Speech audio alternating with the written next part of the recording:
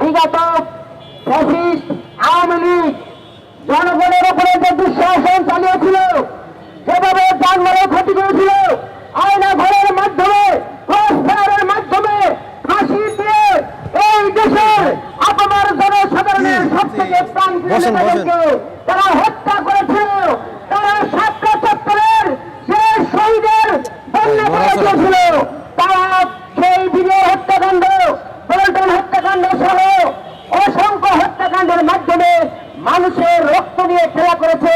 সেই আওয়ামী লীগ আজ অল্প কিছুদিনের মধ্যে আবারও মাথা ধরা দিচ্ছে। সরকার ইতিমধ্যে তাদের কার্যক্রম নিষিদ্ধ করেছে। আর আমরা বলতে চাই, তাদেরকে কোনোভাবেই রাস্তাতে আমরা দেখতে চাই না। সরকারের কাছে আমরা বলতে চাই, আরো ট্রাইব্যুনাল গঠন করুন, দ্রুত তাদের বিচার করুন এবং বিচারের মাধ্যমে তাদেরকে আইনগতভাবে চিরতরে নিষিদ্ধ করতে হবে।